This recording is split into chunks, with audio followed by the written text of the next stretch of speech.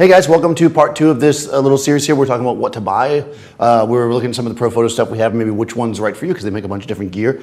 And I want to do the Profoto B2 now. So the B2 I've had for a while. This is Profoto's kind of 250 watt second pack and head battery powered kit on some level. I kind of like the idea of doing this one after the A1 because of the fact that when Profoto first came out with this and they gave it to me to use for the very first video, they gave me this like on-camera style mount to legit put this on top of your camera. And I looked at it and I was like, It's light enough. It's light enough, but I mean,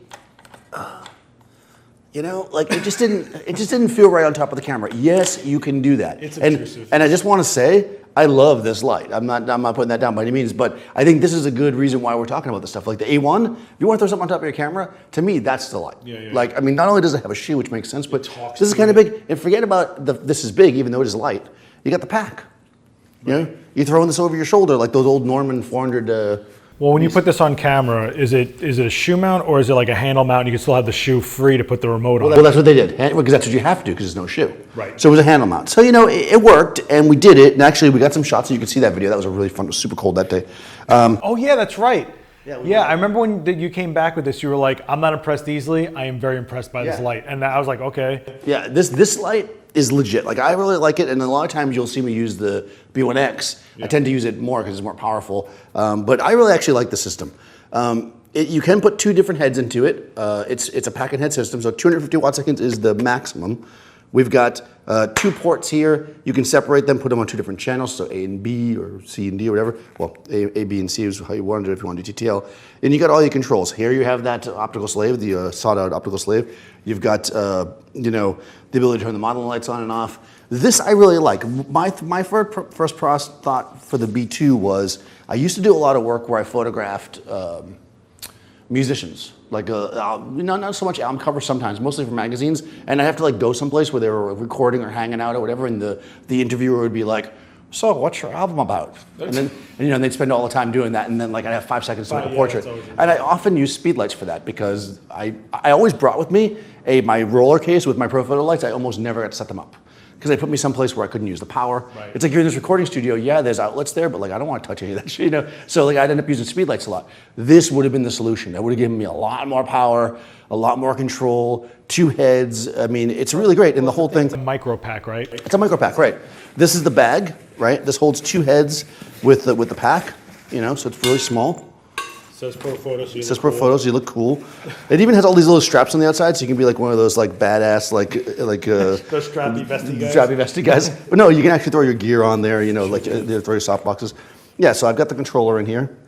If you guys aren't familiar, this is the Profoto. This is the non-TTL air remote. This controls it, or either for Canon, Nikon, or Sony, or Fuji now, I think too, right? Yeah, Fuji. Yeah. So yeah, here's the battery for it. I got a spare battery.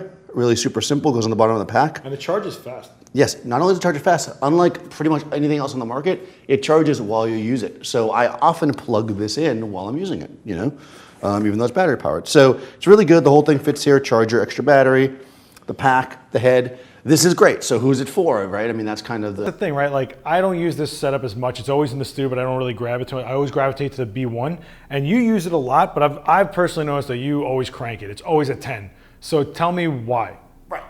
Why would I use it? Why if it's always at 10? Like why do you feel? I don't know if it's always at 10. We're also in a daylight studio. I mean, you have to right. We're battling a lot of daylight in here. The reason why I like it, you know, versus the other one is its size. Yeah. So for me, if I have to grab 2 lights and I don't need to battle the daylight, this is a smaller and lighter package than which will show the B1X coming up, right? Also, the fact that I can plug it in. I often use this light, and you're right, we often have it on 10 because I'm usually like lighting the background with it or something. Yeah. 2 lights on either side of the background. I plug it in because I'm in the studio. I don't have to worry about. But that's the key. It's not just the power. It's the fact that you have 2 light sources. Right. So like a lot of people get caught up in watt seconds and things like that. This gives you that micro lighting. That gives you the key in the fill. This gives you the background key. It's not just one source and getting one exposure. Right. So to roll back to the other video, so if you had 2 A1s, right, you'd be half the power of this overall. More versatility because you could put them further apart because you're not worried about the cable, and it'd be even smaller. So it kind of comes down to how much power you need. I feel like for me, I'd rather have this because I love to throw it in a bigger softbox, and I feel like I like to keep it. Yeah, like you say, it's often cranked when I'm mixing it, but if I'm making a portrait, I keep this thing around like 3 or 4, and I can shoot, really fast. Yeah, and I think it's deceiving too. Like this is insanely light. Yeah. For a battery pack. It is very light, and so it's a great system. I think for this to me is the editorial guy, person. They're the guy that's going to be out making a portrait on location. They need to be fast. They want multiple heads, and they need to be able to put the heads in small spaces like the A1, but not necessarily all the time. It's also got a little more versatility because the A1 can't use all the modifiers. That's I mean, right. This is an OCF system. It's completely... Right, this takes all the OCF stuff, plus because of the size of it, takes all the Profoto stuff. So I could throw a Magnum on it, I could throw a Beauty Dish on it. You even have some umbrella adapter right there. Umbrella right through it. And okay, so this is really lightweight. So here's an example. Let's say I'm gonna light something in a room, right? If I have to I can take this, it weighs, I don't know, a pound, I could throw this on like an A-clamp, those A-clamps that Lowell makes with a clamp on it, and I can clamp it over a door or something and not even think about it. Like it's super easy, right? You wouldn't do that with a bigger light. You couldn't do it with a bigger light. So for me, this is that. This is the super lightweight, boom it out, put it places you couldn't put the other lights, but not as powerful. So what's some minuses you'd think? So I would say that the fact that you have to run cables, Yes. if you're gonna always do 2 light shooting, Extensions. you always run in head extensions. So there is that. It's like, it's nicer to not have to worry about that. I think that's the biggest thing to me. It's also important to note that this is not meant to be opened by consumer. So like you can't change the modeling lights and all that stuff. Yeah. Well, it's an LED, so you're not going to change it anyways, but you can't change the flash tube in this. That's right. You have to send it in, which I think is also the case with the A1 as well. Probably. I'm not 100% sure about that, but the B1X you can change yourself. Yeah. So, I think to me, that's the biggest thing. The fact that it is a pack and hit system, which means that you've got to deal with the idea of having the lights near each other on some level. If you want to be super versatile, that's going to be the biggest downside. It's a little bit bigger.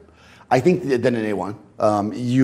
But if you need that extra, essentially stop of power, stop per head, you got it. Yeah, I think you're getting a lot out of this for the size because if you put the heads together and the pack, you're looking at the size of 2 A1s in your bag, essentially. So a little more maybe, but 200, you're getting a lot more watts out of it. I mean, you're getting. So yeah, I think if you actually were to put everything, line everything up and took 4 of those, which is what it would take to be, it would be the same size. Right. But what you can get out of this is all of it out of one head if you need it. And as Seth pointed out, oftentimes I am cranking it. So if I need 250 watt seconds, I've got it. You got it. That's the thing. And again, let's say you're traveling. I'm going to travel to another state. I like using Beauty Dishes. Let's say, for instance, real Beauty Dishes, not the collapsible ones. Right. Those are fine too. But I can rent one. It's Profoto. Everything in the world fits on it. It's like Profoto is super universal. With their mount, with the exception of the A1. So you mix it. If you do have a B1, you can just mix it. You know what I mean? Like if you already own one big light, you can have these as your peripherals. Which is basically what I do. I have the B1Xs and then I have this. Right. Like I could just have all B1Xs, I suppose, but it's a great add-on, and you're totally battery powered, which is great. But if you needed to, you can plug it in and still use it. And then you shot in the studio, you had the outlet. Oh, we got to go outside to the park and get some more shots. Unplug it, and you're going with the same setup. You can keep the same power, like everything. I mean, yeah, it's great. I mean, that's actually very useful. So again, I mostly use it when I know I'm going to be shooting a lot, somewhere where I can plug it in, and I don't have to think about it. So I'd reach for this versus the other one. Cool. I'd use it when I need to travel and I need something smaller. So that's basically for me. I mean, I think that's the person for this. It's a great system. I love the B2. I wonder if they'll get a B3 soon. I'm curious how they'll do it, a B2 extra. Are we going to see a C light? I mean, we have A's, we got B's, we're going to see C's? That's true, yeah. I don't know. I think C maybe is the really big ones. Maybe they'll make those. Because those are actually, Profoto also, you probably never see us using it, but they make bigger, more powerful lights too. Crazy stuff. Yeah, so maybe that'll go that direction. Who knows? The D series. Things like that. Yeah, the D, right. Maybe the C will be some kind of plug-in. That's not. I don't know what's going to come after them, but they definitely think about what they're doing and they refine the system. They never throw something out there and go, we'll figure it out as people use it. It's not like random. Like they really think about who would use it. I mean, I do think when they made this, and they and I was joking about it earlier, that they gave it to me with the mount, they were thinking of like the guy that put the big flash on top. Because at that point, since you have to keep this in mind, people were putting big quantums with throw over their shoulder bags on top of their camera. Now you don't really need so much because you got the A1. I think that's it. Yeah, I think to me that's what this is for. It's not for everybody. I think that you'll find a lot more people using let's say a combination of A1 with B1Xs, then you will finding this. I feel like this is almost self-contained. The hybrid. If you're not either side of the spectrum, this is your hybrid. You can kind of do both. You're not going to throw a B1X on top of your camera. Probably why I don't use it so much as you. You go crazy with it. I'm like, I'll just go for more power. I'll go micro light it. Yeah, exactly. This is kind of your in-between system. So I think it's great for that. So yeah, we're going to do the B1X next video. Let us know if you want to see other kinds of stuff. Right, this is going to be maybe a possible series where we start talking about different kinds of. If you have the B2s, go ahead and tell us what you think about them. All right. People were looking at them when they first came out, going like, I don't get this. Why is this happening?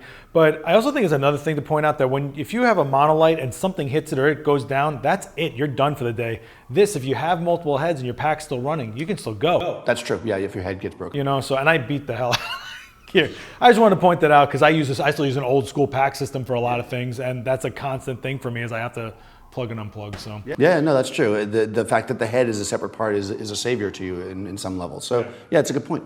All right. So yeah, guys, thanks for watching. Be sure to subscribe, hit the little comment below, follow Seth, Last Ex Witness on most social, and we'll see you next time. Later.